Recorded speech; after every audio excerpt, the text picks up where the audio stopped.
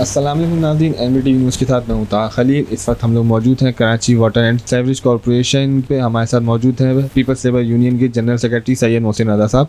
इनसे बात करते हैं कि जो ये नया एक्ट मंजूर हुआ है इसको किस तरह देखते हैं। जैसे कि आपके इल्म है कि Karachi water and sewerage board 1996 के एक्ट के तहत अपना काम कर रहा था।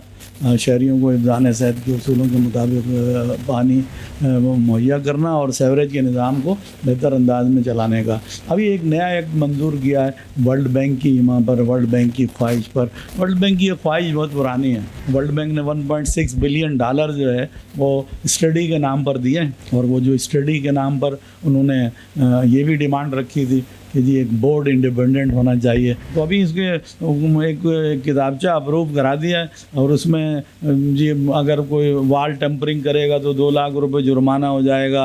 अगर कोई बेहतर काम नहीं कर रहा मुलाजिम, उस पर 50,000 रुपये। ये सब ऐसी किताबी बातें कर दी गई हैं। पहले एक्ट जो है वो ज़्यादा स्ट्रॉन्ग था, यहाँ पर मजिस्ट्रेट भी रिकवरी करते थे। अभी भी 50 अरब रुपये से ज़्यादा मुख्तलिफ अदारों पर और शहरियों पर हमारे service charges water and sewerage वो हैं उस पर, और प्रॉपर कार्रवाई नहीं होती। वर्ल्ड बैंक को जो है वर्ल्ड बैंक के नाम पर जो है वो, और ये जो है हमारे इस्लाहात के नाम पर कर्ज़ा लेकर कराची, ना सिर्फ कराची पाकिस्तान को मकरूज़ कर दिया है। कराची के लिए इस एक्ट को किस तरह देखते हैं? क्या कराची के शहरियों को इससे कोई सहूलियत मिल सकेंगी?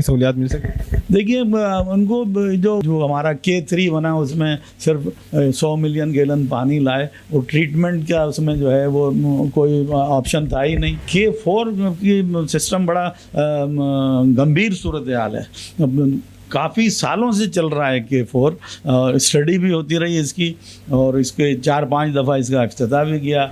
स्टार्ट होने से कबल ही उसकी लाइनें जो हैं वो बिकना शुरू हो गई, उखाड़ना शुरू कर दिया। अभी जो है इसको वापडा को दे दिया गया है। 25 अरब रुपए से शुरू हुआ था। अगर वक्त पर ही इसका काम होता तेज़ी के साथ तो 260 मिलियन गैलन पानी कराची के शहरियों को मिल जाता। और अभी भी वो नक्शाजात मंजूर हो रहे हैं, एग्नेक से अप्रूवल ले रहे हैं। अप्रूवल और मंजूरी और दाएं बाएं करने के चक्कर में जो अभी तक हमारी मालूमात है कि वापडा को देने के बाद तकरीबन ये 200 अरब रुपए तक चला गया ये प्रोजेक्ट। अभी 200 अरब रुपए के प्रोजेक्ट में 1.6 बिलियन में ये स्टडी कर अभी सिर्फ हमें यही बता रहे हैं कि मुलाजमीन अगर वाल ऑपरेशन सही नहीं करेंगे तो 50,000 रुपये जुर्माना कर देंगे। ये एक्ट मंजूर किया है। सिस्टम को वॉच करना चाहिए था। वाल्स की जहाँ ज़रूरत थी, यहाँ पर प्लेटें नहीं हैं, मनपसंद लोगों को 24 घंटे पानी मिल रहा है, और जहाँ पर जो है वो शहरी 45 दिन औरंगी टाउन में, लांडी कोरंगी में जो टैक्स पेयर हैं उनको प्रॉपर पानी नहीं मिल पा रहा, क्योंकि तकसीम में नुक्स है। मखसूस लोगों के साथ जो है वो काम कर रहे हैं। वही पुराना सिस्टम बरकरार है। सिस्टम में अपनी जेब का जो है वो माल प्रैक्टिस में लोग तैयार हैं। पानी के सिस्टम को, पानी के निज़ाम को बेहतर कर दें तो रिकवरी बेहतरीन अंदाज में हो सकती है। नागे का निज़ाम प्रॉपर नाफिज करना चाहिए। ये नागा हमें तो समझ नहीं आता कि 45 दिन जो है वो नागा, और उसके बाद जो है वो पानी 1 घंटे के लिए। सर MD साहब, CEO साहब ने अभी 2 अफसरान को जो है मिसकंडक्ट के तहत सस्पेंड किया, तो इसके हवाले से क्या कहें?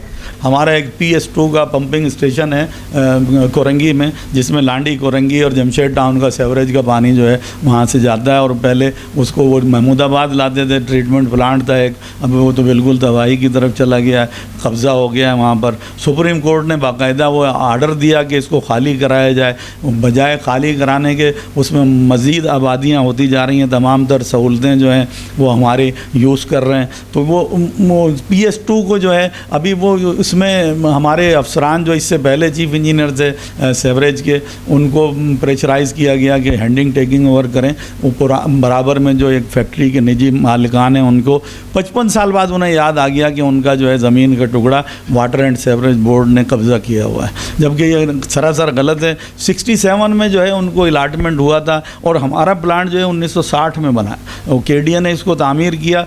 KDA ने ज़मीन अलाट की थी। अगर उनको कोई परेशानी थी, उनकी ज़मीन की लैंड जो कम थी, तो 67 में वो एतराज़ उठाते। अदारे में कोई खतो किताबत कर रहे होते, अचानक से उन्हें याद आ गया कि वाटर बोर्ड ने लैंड को कब्ज़ा किया हुआ है और वो इस लैंड के लिए एमडी साहब ज़बानी हमारे अफसरान को प्रेशराइज़ कर रहे थे। साबका चीफ इंजीनियर जो रिटायर हो गए उन्होंने भी इसमें मज़ाहमत की थी। उसके अलावा जो सुपरिटेंडेंट इंजीनियर टीपीज़ थे उन्होंने भी मज़ाहमत की। एक और अफसर को लगाया गया टीपीज़ में, उसने भी इस पे बाकायदा कोई ख़तो किताबत की। और अभी जो जमील अंसारी साहब जो वाटर में डिप्टी चीफ थे उनको रिटायर होने पे मंजूर खत्री साहब के चार्ज दिया गया। ऑफिशिएटिंग हम उसको कहते हैं। हालांकि सुप्रीम कोर्ट में भी ये पाबंदी है कि ये ऑफिशिएटिंग निज़ाम ख़त्म होना चाहिए, पर ये ऑफिशिएटिंग निज़ाम के तहत उनको चार्ज दिया गया और उसके बाद उनको प्रेशराइज़ कर रहे थे कि जी ये ज़मीन हैंडिंग टेकिंग ओवर कर दें। उन्होंने और सीनियर डायरेक्टर लैंड ने जो है उसकी मुखालफत की कि वो और ये भी कहा कि वो नोट शीट पर इजाज़त दे दें, तो हमें कोई एतराज़ नहीं। एमडी साहब जो है लिख कर इजाज़त देने के लिए तैयार नहीं थे और उनको ना सिर्फ मुअत्तल किया बल्कि मनफी प्रोपेगेंडा शुरू कर दिया अफसरान के ख़िलाफ़ कि यही ज़मीन बेच रहे थे। और इन्होंने जो इनको मुअत्तल किया वो मुअत्तली का जो है वो ख़त जो उसकी कापी भेजना मुनासिब ही नहीं समझा मेयर कराची को। Karachi water and sewerage board के मुलाजिमीन को तो ये पैगाम देना चाहते हैं कि वाटर एंड सेवरेज बोर्ड के मुलाजिमीन अपनी सफ़ों में इत्तेहाद रखें।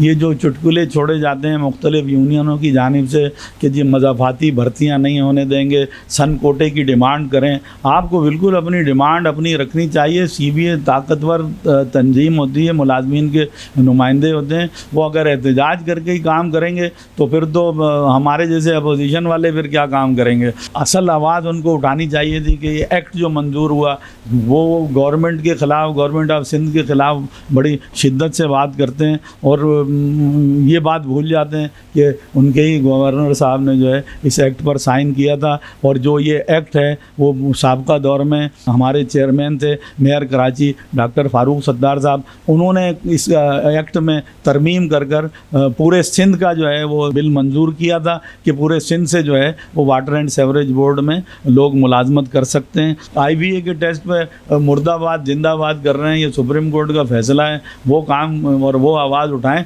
जिससे में मुलाजमीन की फलाह व बहबूद की बेहतरी शामिल हो। मेडिकल का हाल बुरा हो रहा है, फ़ंड्स लोगों को मिल नहीं रहे और ये एहतजाज की बात कर रहे हैं, तो ये एहतजाज जो है वो लोगों को जो है वो लॉलीपॉप देने की कोशिश कर रहे हैं। मुलाजमीन अपनी सफ़ों में इत्तेहाद कायम रखें और अदारा किस तरफ जा रहा है उसकी तरफ तवज्जो दें। इंशाअल्लाह पीपल्स लेबर यूनियन उनकी नुमाइंदगी करती है, कर रही है और करती रहेगी। जी नाज़रीन, जैसा कि आपने देखा कि कराची वाटर कॉरपोरेशन में मुलाजमीन या किसी भी किस्म के जो भी मसाइल पेश आ रहे हैं उनको पीपल्स लेबर यूनियन अपने वसाइल से हल कर रही है और मुलाजमीन के लिए भी मुस्तकिल तौर पे खड़ी है।